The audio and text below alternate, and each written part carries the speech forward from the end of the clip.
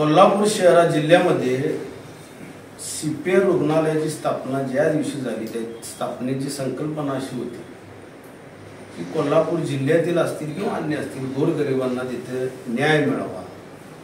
न्याय म्हणजे शारीरिक त्यांचं जे काही दुखणं असेल ते बरं व्हावं आणि अल्प कालावधीत आणि अल्प पैशात म्हणजे गोरगरिबांचं रक्षण व्हावं। पण 2022 साली राजेश क्षीरसागर यांनी अधिकृत पत्र दिले।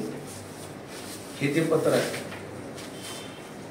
त्यावेळी दीपक केसरकर पालकमंत्री होते आणि त्या पत्रामध्ये त्यांनी नमूद केले की लिंबेकर नावाच्या व्यक्तीला ते देण्यात यावं। लिंबेकर नावाच्या व्यक्तीला टेंडर मधून तो 5 कोटी निधी मिळालेला नाही। 2 वर्षासाठी पुरेसा असणारा पुरवठा तर 12-15 वर्षासाठी यांनी खरेदी केला। 5 कोटी रुपये निधीचा त्यांनी गैरव्यवहार केला। कारण राज्य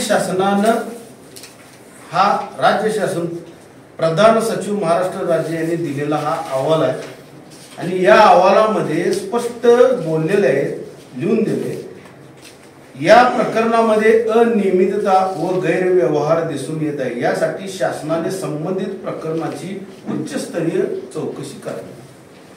राज्य शासनाचे अधिकारी प्रधान सचिव जर अशाच पद्धतीचं लेखी स्वरूपात अधिकृत पत्र देत असतील तर ह्यात किती मोठा फ्रॉड आहे यातूनच सिद्ध होतं। राज्यकर्ते विरुद्ध राज्य शासन अशी आता लढाई सुरू झाली महाराष्ट्र राज्यात। राज्यकर्ते विरुद्ध राज्य शासन। माझी विनंती आहे आपल्या सर्वांच्या माध्यमातून एकनाथ शिंदे साहेबांनी अशा पद्धतीच्या प्रवृत्तीच्या लोकांना पोसून त्यांना काय मिळालं आणि जर राज्य शासन सांगत असेल की हे फ्रॉड आहे तर आता एकनाथ शिंदे त्यांच्या पट्ट्याला अरेस्ट करायला लावणार का?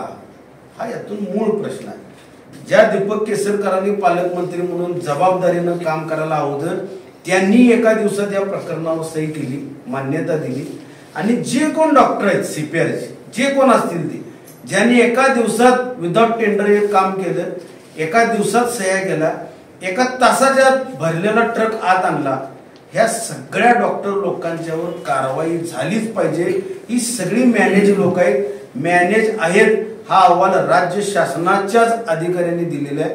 त्यामुळे आपल्या माध्यमातून मी महाराष्ट्र राज्याला व कोल्हापूरच्या जनतेला सांगू इच्छितो की अशा प्रवृत्ती आत्ताच थांबवणे काळाची गरज आहे। अन्यथा उद्या सुईच्या नावाखाली, सलाईनच्या नावाखाली, मेडिकलच्या कुठल्याही नावाखाली, टॅबलेटच्या नावाखाली काही भ्रष्टाचार होऊ शकतो।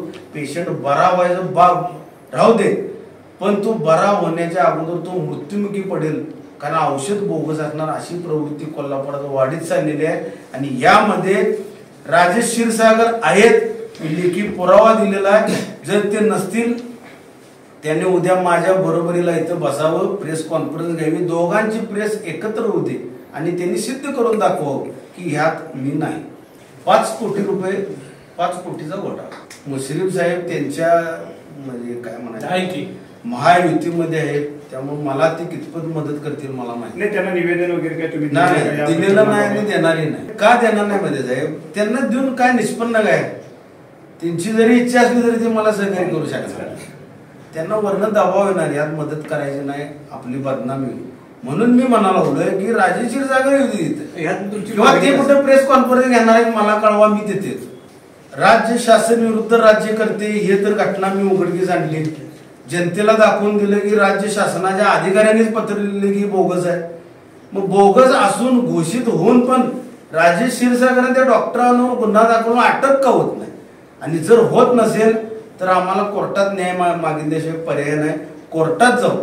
पण कसं होते तुमच्यासारख्या लोकांना असं जाणवते कोर्टात जाऊन आता पुढे काय होणार आहे, पुढे त्याला वेळ लागत असते साहेब। पण ह्या गोष्टी ज्या त्यावेळी उघडकीस आणल्यामुळे आम्हाला एक मानसिक समाधान मिळालं की ही खरोखर भ्रष्टाचारी आहेत आणि हे राज्य शासन पूर्ण आणि पूर्ण भ्रष्टाचारी मंत्र्यांनी भरलेलं आहे। जसं ज्या भारत देशामध्ये सगळीकडे चालू आहे वॉशिंग पावडर, अगदी त्या पद्धतीनं त्यांचं कामकाज चालू आहे। एकनाथ शिंदे साहेबांना माझी विनंती आहे की या तुमच्या पट्ट्याला थांबवण्याची गरज आहे, तुम्ही थांबवा, नाहीतर यांना पोलीस बेड्या भविष्यात लावतील।